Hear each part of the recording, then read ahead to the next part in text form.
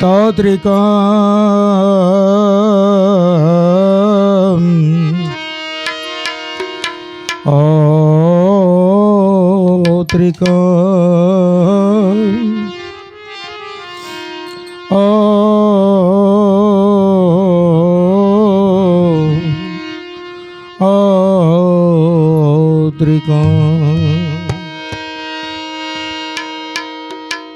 તૌત્રિકમ મારા તનમાં પ્રગટિયા અને મને અનભે થયો અજવાસ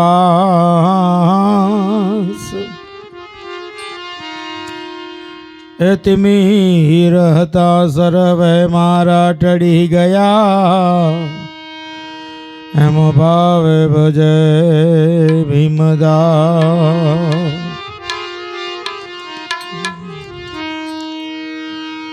તો ગુરુ હમારા ગારુડી અને મુझ પર કીધી મેર હે મુરાદિયા મરમ કા मेरा उतर गया सब जय मोरा दिया मरम का मेरा उतर गया सब जय।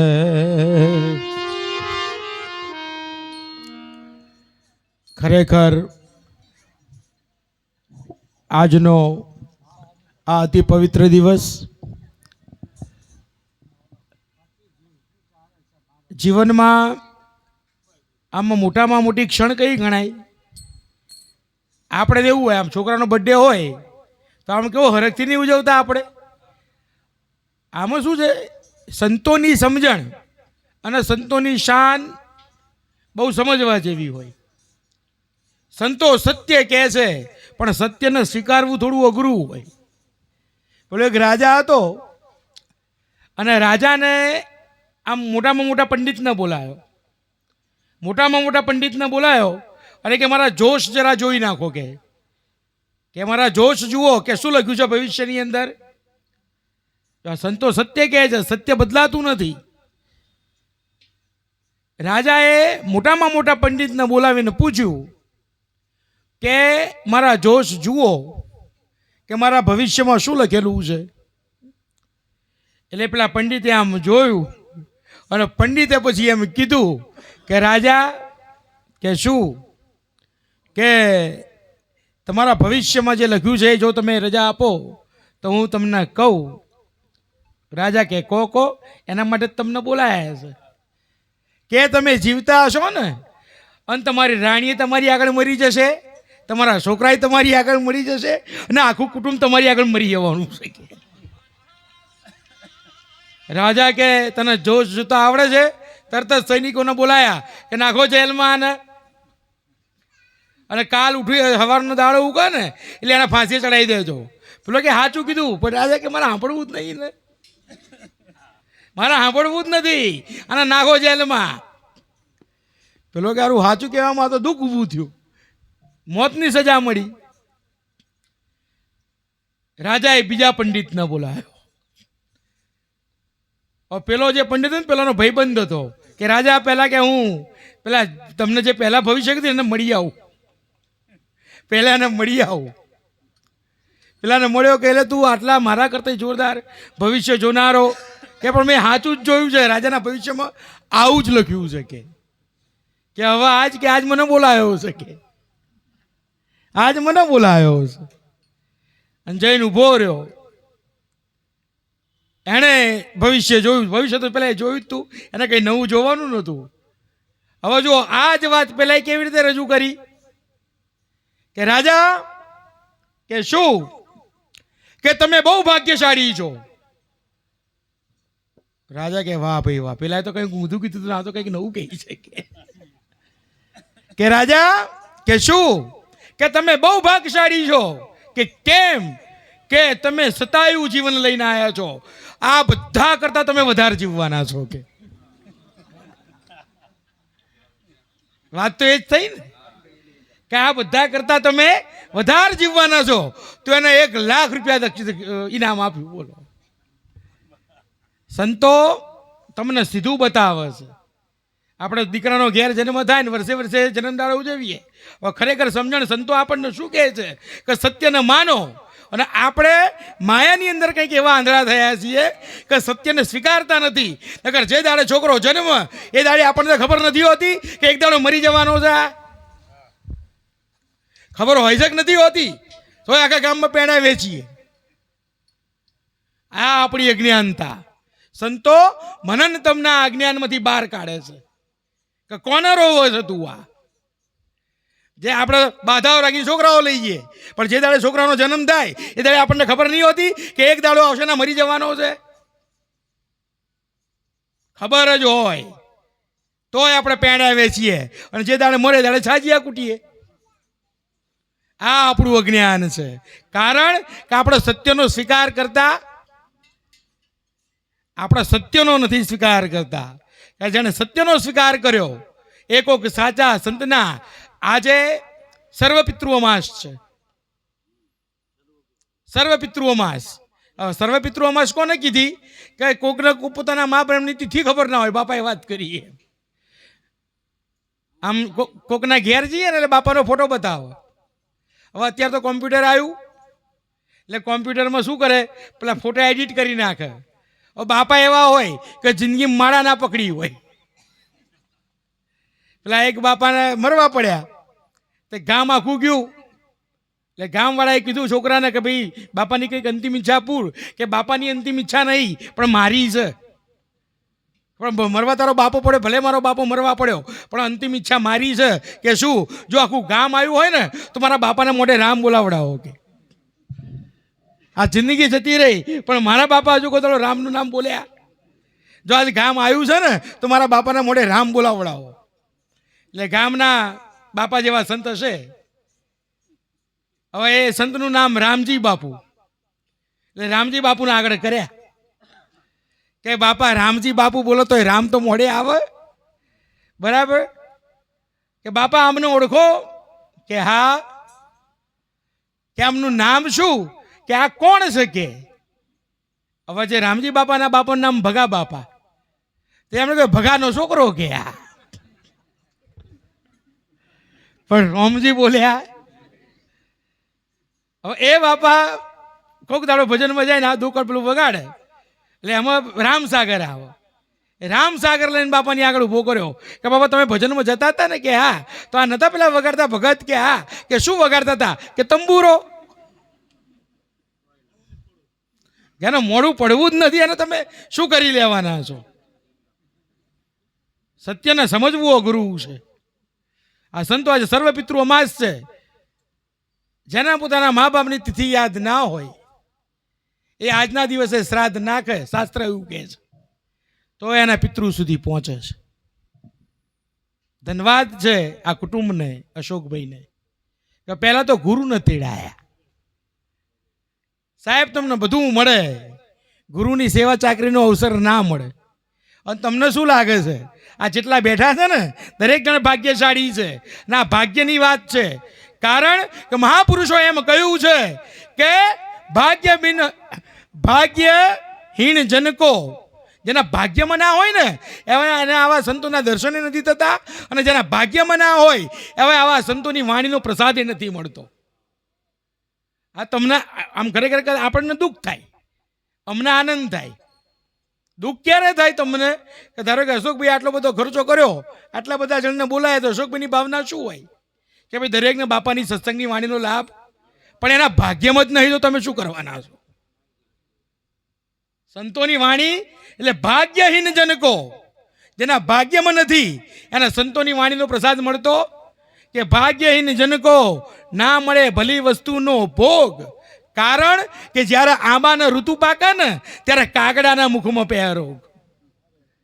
જ્યારે આંબા ઉપર કેરી આવી હોય અને કેરી કાચી હોય, આંબા ઉપર જ્યારે કેરી આવી હોય અને કેરી કાચી હોય ત્યારે કાચી કેરીને પેલા એક કાગડાએ ચાંચ માર કરી હોય. અને ચાંચ મારવતા થયું એવું હોય કે ચાંચમાં નકરી બીમારી થઈ ગઈ હોય. કારણ કે પછી એ ક્યાંય ચાંચ મારવા લાયક રહ્યો હોય કાચી કેરી માર કરી હોય એ જ્યારે કેરી પાકે ને ત્યારે કાગડો કેરી ખાવાની દશામાં જ ના હોય, રોગ મોંમાં પહેરી ગયો હોય. લે આવો મેળાવડો આપણે બધા ભાગ્યશાળી કે આવા સંતોના દર્શનનો. અશોકભાઈ વધારે ભાગ્યશાળી કે એમણે આ લાભ લીધો. આપણે ભાગ્યશાળી કે આપણને એમના થકી લાભ મળ્યો.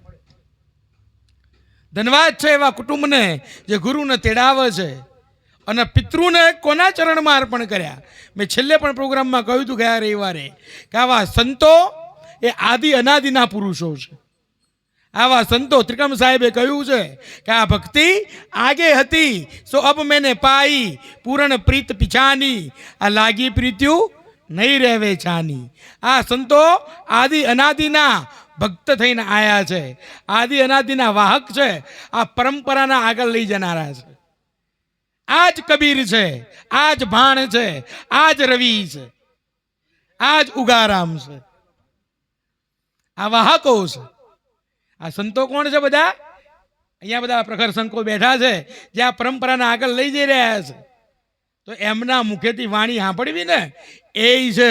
એમાં જે બેઠા ને એ પુનસાળી, અને જે નથી બેઠતા એને પછી કાગડા થઈને ખાવાના વારા આવે છે. આ બેઠા એ હંસ છે. હંસ થઈને આ મોતીનો ચારો ચણવો હારો. એટલે આ ઘણી વખત આપણને થાય કે કાલે પરમદાડે બાપાનો પ્રોગ્રામ હતો, બાપા નવું થોડું બોલવાના છે.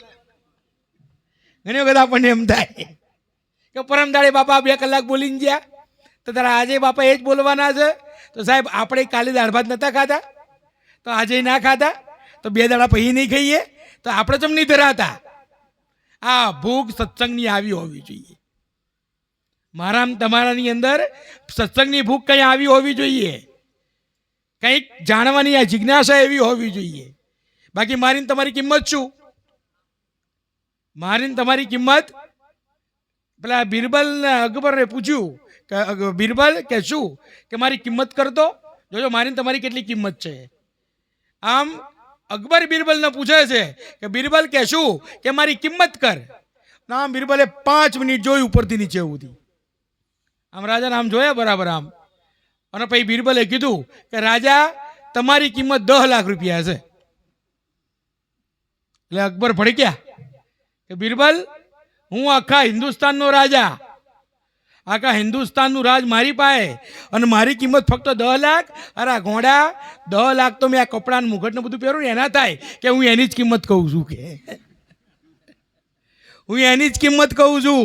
એ કાઢી નાખો પછી તમારી કોઈ કિંમત. એટલે સાહેબ મારીને તમારી અંદરથી આ પ્રાણ તત્વ, બાપાએ જે પ્રાણની વાત કરી, મારીને તમારાથી આ સદગરેલું આપેલું નામ જતું રહે. તમારી મારી અમારી તો અમને ખબર છે કે અમારી અંદરથી જો સદગુરુનું નામ જતું રહ્યું ને પછી અમારી કોઈ કિંમત જ નથી. આ અત્યારે જગત અમને કંઈક એ કરે છે ને તો કોની કિંમત કોની છે?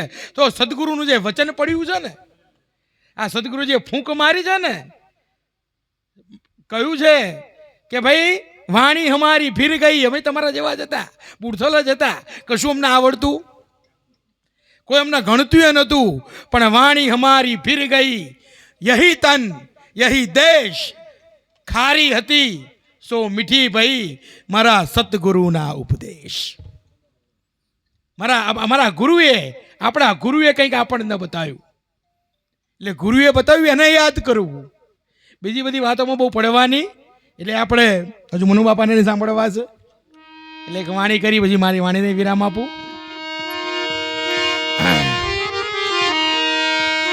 હે સતગુરુ ના જેણે એ શરણ ગયા રે ભાઈ, કારજ એના એ સરે રે.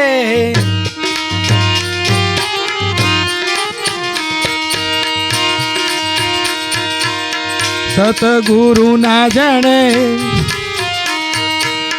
શરણ ગયા રે ભાઈ, કારજ એના એ સરે રે જી.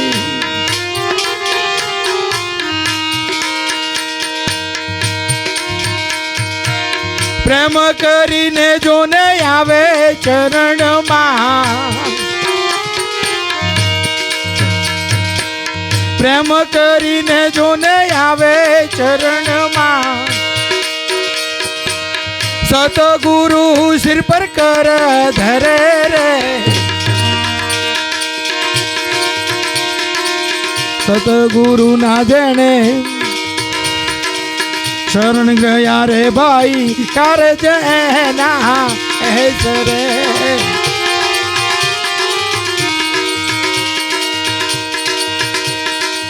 મૃગલાની નાભીમાં વસે કસ્તુરી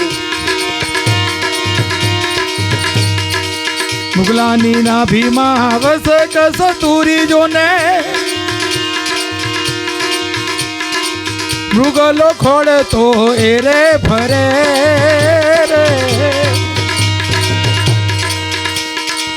મૃગલો ખોડતો એ રે ફરે રે ફરી ફરીને જોને થાકી જવાનો મૃગલોકોને તો ફરતો થાકી જવાનો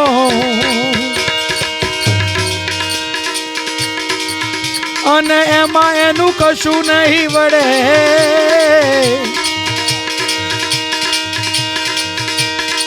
સતગુરુ ના જણે શરણ ગયા રે ભાઈ કારજ એના એ રે સરે કારજ એના એ રે સરે કારજ એના સરે ટૂંકમાં આપણે કે ભાઈ સદગુરુના જેણે શરણ ગયા આ જીવનમાં ઉદ્ધાર કોનો થયો જેણે ગુરુના ચરણ ગયા ને એનો જ થયો અને હું ને તમે તો શું કરી શકીએ એમ છીએ કોઈ પણ પંથ લઈ લો કોઈ પણ સંપ્રદાય લઈ લો કોઈ પણ પંથની અંદર કોઈ પણ સંપ્રદાયની અંદર ગુણ તો ગુરુ ના જ ગાવામાં આવ્યા છે સાહેબ પરંપરા લો નાથ પરંપરા લો કોઈ પણ પરંપરા લો ગુણ કોના ગાયા ગુરુ ના ગાયા આ રીતે શ્રાદ્ધનો મહિનો ચાલતો હતો અને ગોરખનાથ નીકળ્યા છે ભિક્ષા લેવા માટે અને બરાબર એક આ જગ્યાએ શ્રાદ્ધ બનાવેલું અને એમાં વડા બનાવેલા અને ગોરખનાથે વડા લઈને ગુરુ મચ્છંદરનાથના ચરણોમાં મૂક્યા મચ્છંદરનાથે વડા ખાધા અને મચ્છંદરનાથને વડા ભાયા તારું વડા ટેસ્ટી બન્યા કે गोरख इधर आओ बेटा के जी बापू के वड़े कहाँ से लाए हो कि बापू एक जगह पे श्राद्ध चल रहा था के वहाँ से उठा के लाया हूँ जाओ बेटा दूसरे लेके आओ जाओ बीजा लेता हो के गोरख फरीदी जैन उभो रह्यो फरीदी भिक्षा मागी कोईने तो नाच गमो ना वारे घड़ी बे वखत बाबा लेवा आवे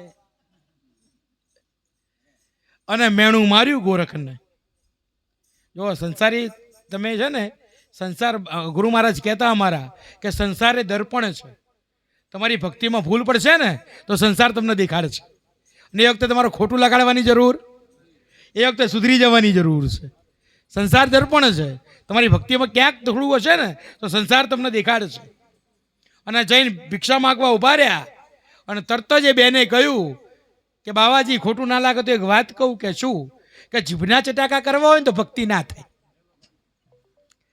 धेर दिन गोरखनाथना मोह पर कही दीधुं एवा जीभना चटाका करवा होय ने तो भक्ति थाय अने अमारा जेवा एवुं के शाक में मीठुं ओछुं होय आ तने खवडावे बहु मोटी वात छे हाँ नहीं आपणे खावा बैठा होईए ने एमां साहेब परमात्माए तमने जे आप्युं पगे लागीने जरा आ बहु अन्नदेव बहु मोटा देव है आ अन्नो महिमा क्या है जिसकी रोटी ने उसकी बात मोटी जना घેર टुकड़ो ने एनो हरी टुकड़ो है आ संतोनी प्रसादी जुओ पहला आपने जमाड़े छे अने पछी आ अमूल्य वस्तु आपने भेट में आपे छे आ संतोनी कृपा है जिसकी रोटी ने उसकी बात मोटी ने आपणे एम कही के दाळ में मीठुं ओछुं हतुं दाळ में मीठुं वधारे हतुं शाक चढ़्युं नहोतुं भात काचा हता અને બધું તો અંદર જઈને એક નીતિ જવાનું જો આ નહીં પેલું એ આપણને જીભનો સ્વાદ છે તમે વિચારો તમે પહેલાં દૂધ પીવો આ દૂધપાક આજે ખાધો તમે દૂધપાક ખાઓ પછી તમે શાક ખાઓ પછી તમે મરચાં ખાઓ પછી બધું અંદર જઈને તો એક થઈ જવાનું છે લો બહારથી એક કરીને પીજો પીછે કોઈ ખબર જ છે કે અંદર જઈને એક થઈ જ જવાનું છે, પણ સાહેબ હજુ આપણી એટલી સુરતા નથી, હજુ આપણી એ કક્ષા નથી કે આપણે બધું સમજીને પી નાખીએ. એટલે ગોરખનાથના મોં પર કહ્યું કે જીભના ચટાકા કરવા હોય તો ભક્તિ મૂકી દેવી પડે. પણ ગોરખ કહે છે કે માં કે મારા ગુરુને કે તમારા વડા બહુ ભાયા છે, કે મારા ગુરુને તમારા વડા બહુ ભાયા છે, તો એક કામ કરો ને કે શું કે એક બીજું વડું આપી લે, એક વડું આપી દો ને બીજું.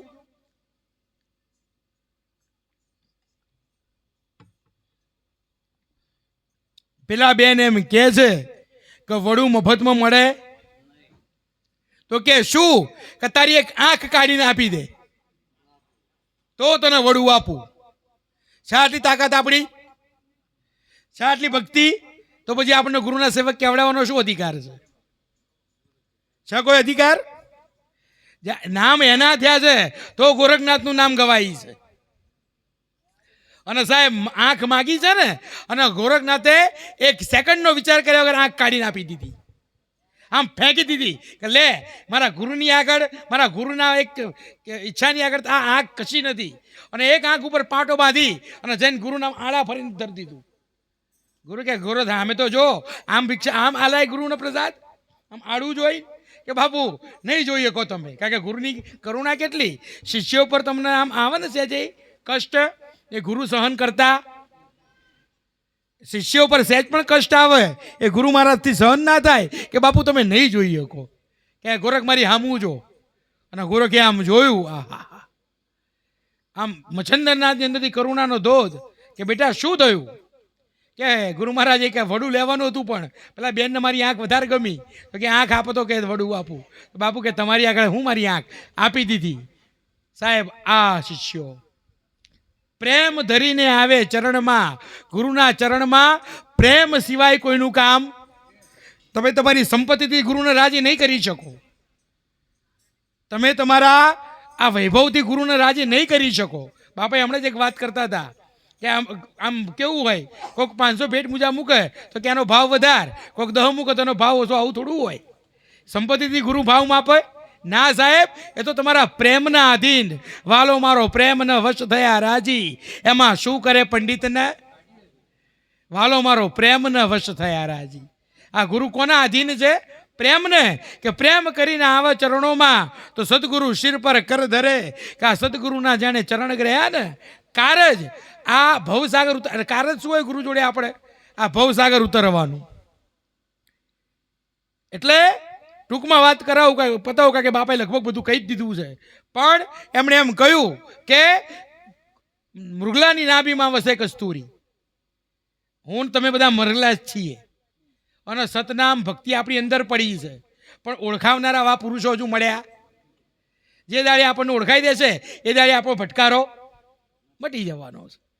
મુગલાની નાભીમાં વસે કસ્તુરી, પણ મુગલો કોડતો ફરે.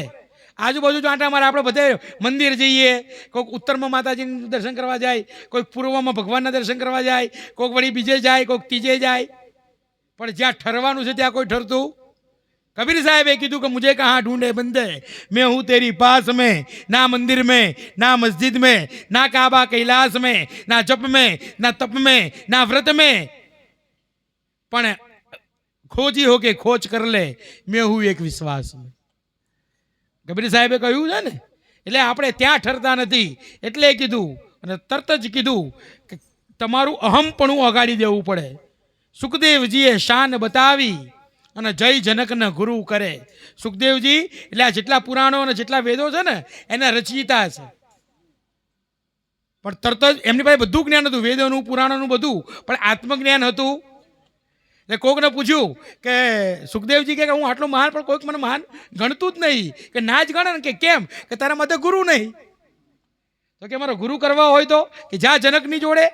કે હું યોગી, હું સંન્યાસી, અને જનક તો રાજા માયાવી, એટલે કે માયામાં રહેનારો. એ મને શું બોધ કરશે? પણ માન્યું કોકનું કે સુખદેવ. વાર્તા ઘણી લાંબી, પણ બધાને ખબર જ છે કે સુખદેવજીએ શાન બતાવી, જય જનકને ગુરુ કરે. અને જનકની કક્ષા શું હતી? કે એક હાથ જેનો માયાની ઉપર, એક હાથ પત્ની ઉપર હોય, અને બીજો અગ્નિમાં પડે, પણ એના બે અવસ્થાની કોઈ અસર થતી હતી? ના તો એના માયા ઉપર હાથ એટલે માયા લાગતી હતી, ના તો અગ્નિમાં હાથ ભરતો ત્યારે અગ્નિ બાળતી હતી. કે એક હાથ જેનો અગ્નિની ઉપરે, બીજો માયાની ઉપરે ને બીજો અગ્નિમાં પડે, આ ગુરુના જેને ચરણ ગયા ને કારજ એના અસરે. અને છેલ્લે એમણે કહ્યું કે પાણીનો પરપોટો પાણીમાં ઉમટે અને જય પાણી નીરમાં નીર પડે. હું ને તમે શાની ઉત્પત્તિ? પાણીના પરપોટો. રજ અને બીજનું મિલન થયું ને આપણી કાયાનો જન્મ થયો. પાણીનો પરપોટો પાણીમાં ઉમટે. આમાં પાણીમાંથી જ આપણે બન્યા ને. અને કાલ ઉઠી આપણે જ માટી ભેગું કે પાણીનો પરપોટો પાણીમાં ઉમટે ને પછી જઈ નીરમાં નીર પડે. પણ નુગરા હશે ને એ જાશે ખોધા ખાતા. આવો તો કેટલાય જન્મો આવશે અને કેટલાય જન્મો જતા રહેશે.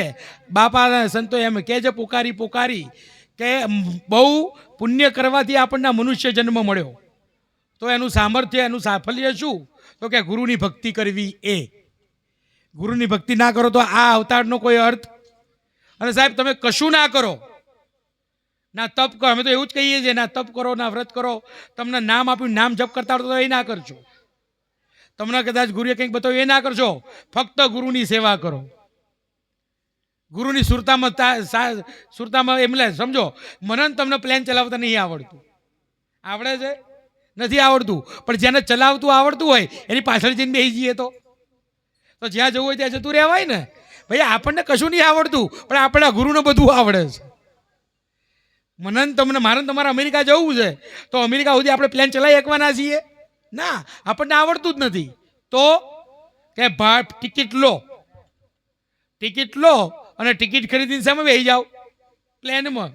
પછી તમારે કશું કરવાની, તમારે રસ્તોય નહીં યાદ રાખવાનો. નકર તમારે પ્લેન બતાવવા જવું પડે પાયલોટને કે પહેલાં જમણે લેજે, પછી ડાબે લેજે, પછી તું સીધું જવા દેજે. તમારે જઈને ઊંઘી જ જવાનું.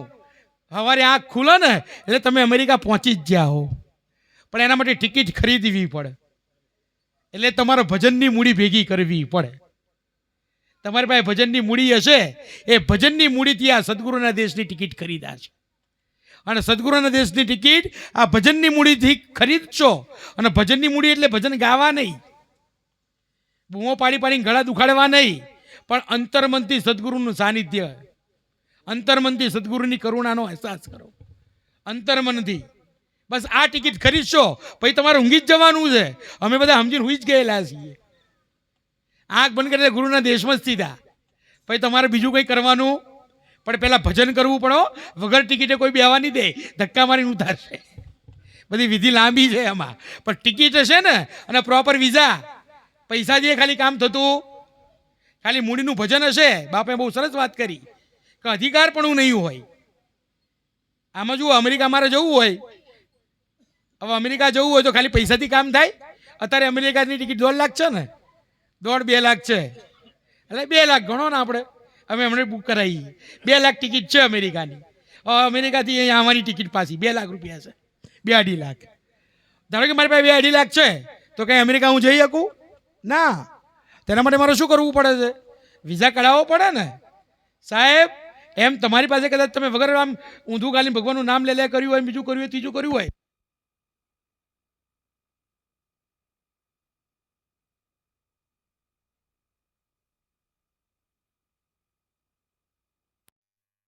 ત્યાં સુધી તમે એ દેશમાં પહોંચી શકતા.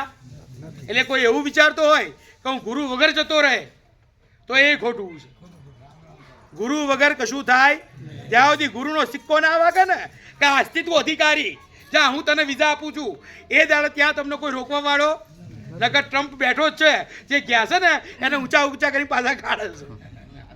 નહીં કાઢતો અત્યારે એ કેટલા ખોટા છે, કેટલા વિઝા વગર આવ્યા છે, કેટલા ગેરકાયદેસર આવ્યા છે, બધા ઊંચા ઊંચાઈને બહાર કાઢે છે ને.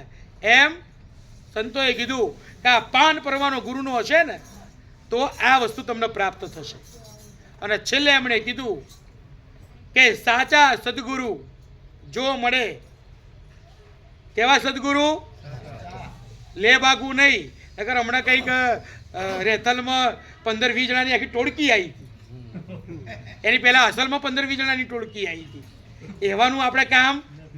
આપણે તો આ કે એક સાચો સિંહ હોય ને, સાચો સદગુરુ, સાચા સદગુરુ જો મળે તો અજ્ઞાન અંધારા ટળે, ખાન પ્રતાપે ગાવે પ્રેમહંસ. ત્રિકમ સાહેબની ગાદી ચિત્રોડ, અને ચિત્રોડની અંદર છઠ્ઠી ગાદીએ ત્રિકમ સાહેબ પછી 5મી ગાદીએ ખાન સાહેબ આવ્યા, અને ખાન સાહેબના શિષ્ય પ્રેમન સાહેબ આવ્યા. એમણે આ વાણી ગાઈ છે કે ખાન પ્રતાપે કહે પ્રેમહંસ કે ગુરુના ચરણમાં જઈને જીવવું પડે. આ ગુરુના જાણે શરણ ગયા ને કારજ, એટલે સદગુરુની સેવા કરવી. બાપાએ ઘણી વાત કરી, એટલે મારા નવું કંઈ કહેવાનું, અને સંતોમાં મારે કંઈ કહેવા નહીં. આ તો તમને એવું લાગે નહીં કે પેલા બાપા ના બોલ્યા.